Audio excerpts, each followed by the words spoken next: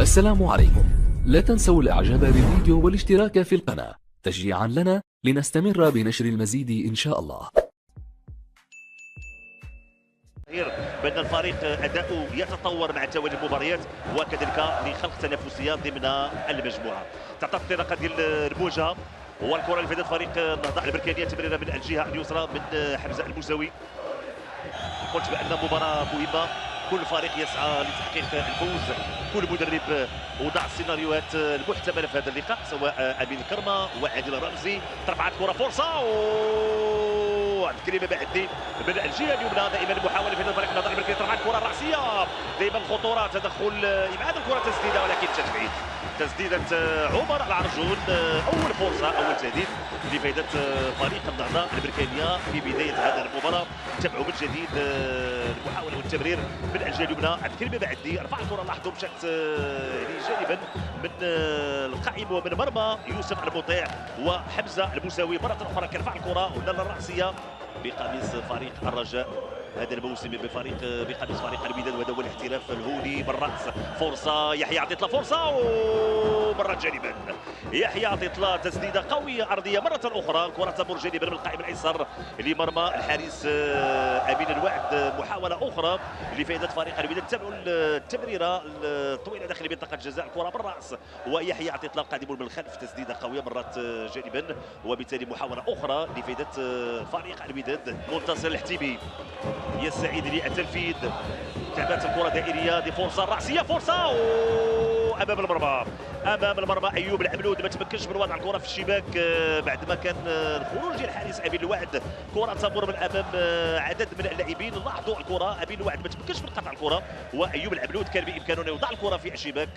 تضيع محاوله اخرى لفائده فريق الوداد بهذا الشكل وبهذه الطريقه وبهذه الخطوره. ترجع الكره من يحيى جبران، دي فرصه لفريق الوداد. تدخل الحكم، كيقول هناك خطا، الحكم يمنع خطا، وهناك انذار على المدافع عادل تحيف، انذار على المدافع عادل تحيف. كان هناك خطا في اعاده الكره. يحيى جبران تمكن من استرجاع الكره، تدخل ديال عادل تحيف وخطا لفائده فريق الوداد. نتابع هذه المحاوله، لاحظوا بالفعل كان تدخل من عادل تحيف، يشوف الصوره ويشوف اللقطه. تدخل ديال عادل تحيف امام يحيى جبران. حكم اعلن الخطا واشهر الورقه الصفراء. الان سيتابع الصوره وسيتابع اللقطه، بالتالي سيكون القرار من خلال ما يتابع الان الحكم رضوان جيد. هل تكون هناك ورقه حمراء على عادل تحيف؟ اذا سننتظر القرار النهائي للحكم رضوان جيد. قد تكون نقطة تحول في هذه المباراة. الكل ينتظر. تابعوا التدخل ديال عادل تحيف امام يحيى جبران. بعد متابعة الصورة اعتقد بان اللون ديال البطاقة سيتغير. رضوان الجيد يستدعي عادل تحيف. اذا غادي يكون هناك تكون هناك ورقة حمراء. اذا بالفعل ورقة حمراء لعادل تحيف، وبالتالي فريق النهضة البركانية سيكمل المباراة ب10 لاعبين. روح رياضية كبيرة من عادل تحيف، لانه عرف كيفاش كان يعني التدخل كان شيء ما شويه قوي. سفيان احلاش والى جانبه منتصر الحتيبي. من سيسدد هذه الكره الثابته؟ ننتظر الصافره. تقريبا 5 ديال اللاعبين اللي كيشكلوا الحائط. احلاش، فرصه وتدخل ممتاز لامين الوعد. سفيان احلاش يسدد كره بدقه متناهيه، تدخل ممتاز من الحارس لإيسوفو دايو. إيسوفو دايو تمريره خاطئه فقط عند يحيى عطيتلا. زكريا دراوي، زكريا امامه المساحه، زكريا دراوي شنو يعمل؟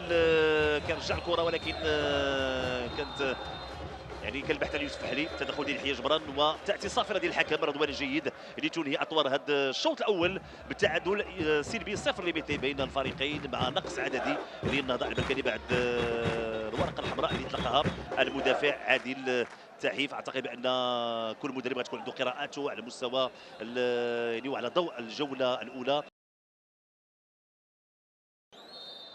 اذا تعطى الانطلاقه لهذه الجوله الثانيه والكره لفائده فريق الوداد. كما قلت انه ما كاينش هناك تغييرات ذكر مرة أخرى بالتشكيلة ديال الفريقين. هذا البركاني أمين وعد في حراسة المرمى، باقي اللاعبين عبد الكريم بعدي، سوفوطايو، حمزة المساوي، البحيري، العرجون، لامين كامارا، الفحلي، زغودي، ميري، واكيد طرد اللي كان ديال عادل تحيم. بالنسبه للفريق الوداد يوسف مطيع في حراسه المرمى، باقي اللاعبين يحيى عطيه الله، جمال حركه في الوقت المحاوله من الجهه اليسرى، امكانيه التمرير وتدخل عبد الكريم بعدي اللي كيبعد الكره تصل ليوسف ميري. قلت جمال حركاس، فرحان، عملود، يحيى جبران، دراوي، احناش، الهوني، العتيبي، والشرقي، البحري. لعبات الكره طويله، خروج الحارس يوسف مطيع بعد ما تابعنا مهدي مفتاح خلال اللقاء السابق امام شباب اسود الماء الرياضي.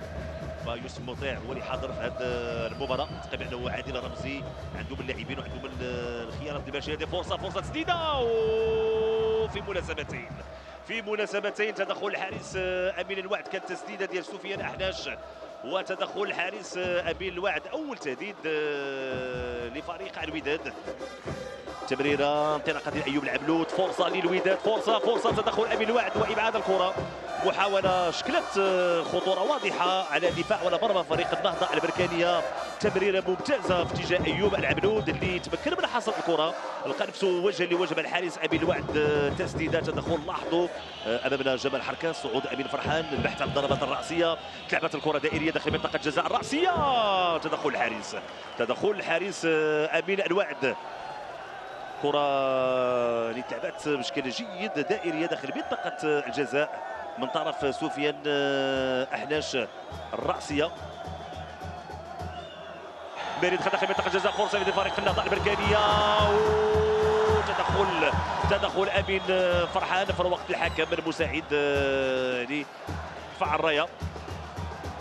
محاوله شكلت خطوره، انطلاقه ديال يوسف ميري، لاعب اللي خطير على مستوى المساحات والانطلاقات. نتابعوا يوسف ميري بالفعل كان في وضعيه تسلل، ولكن لاحظوا السرعه، دخول بسرعه داخل منطقه الجزاء، تدخل ديال الحارس يوسف مطيع، ثم ابعاد الكره من امين فرحان الحكم المساعد. كيبان انه اللي خلى فرصه اللي تستمر المدافع بالحق عسام. رفعت الكره داخل منطقه الجزاء، خروج الحارس يوسف مطيع في المكان والتوقيت المناسبين بسرعه. مشات الكره في الجهه اليسرى، انطلاقه ديال يحيى عطيه الله، بحث على هشام بوسفيان، ولكن تدخل عبد الكريم بعدي. الكره كتخرج خارج ارضيه الملعب، وشرط لإعادة فريق الوداد تنفذ بسرعه، انطلاقه بالجهه اليسرى، هشام بوسفيان، تمريره، فرصه لإعادة فريق الوداد، فرصه تسديده ومشات فوق المرمى. محاوله تسديده ديال زكريا دراوي، ولكن العمل الكبير اللي قام به لاعب هشام بوسفيان والانطلاقه على مستوى الجهه اليسرى، كيتمكن من التمرير زكريا دراوي لانه كان مضيق كما سنتابع من خلال الصوره ومن خلال الاعاده. هشام بوسفيان، لاحظوا زكريا دراوي، التقدم ديال اللاعبين ديال فريق الوداد. ترفعت كره داخل منطقه الجزاء الشرقي البحري، الراسيه وتدخل الحارس امين الوعد. كانت فرصه ومحاوله خطيره لفائده فريق الوداد الشرقي البحري الذي يبحث على الحل ويبحث عن المنفذ ويبحث عن الضربات الراسيه، لان هي قوه الشرقي البحري. زكريا دراوي كيلعب الكره في الجهه اليسرى عند هشام بوسفيان، دائما البحث عن التمريرات العرضيه. رفعت كره، تدخل، دائما فرصه امكانيه تسديد، تدخل الدفاع، دائما محاوله، والكره فوق المرمى، طرف لاعب سفيان احناش. فرصه يعني شكلت خطوره واضحه، هشام بوسفيان مباشره للمرمى، وحمد أنجم بحث على الحل انه يسدد. لاحظوا ارتماء ديال حمزه المساوي اللي تمكن من ابعاد الكره، ثم تسديده ديال سفيان احناش مشات فوق المرمى. محاوله شكلت خطوره واضحه على دفاع ولا مرمى فريق النهضه البركانيه. الوداد كان الاقرب للوصول لمرمى ولشباك النهضه البركانيه. نتابع من جديد هذه التسديده القويه ديال هشام بوسفيان، وكذلك تدخل الجيد ديال الحارس امين الوعد. بالتالي كتضيع هذه المحاوله ونهايه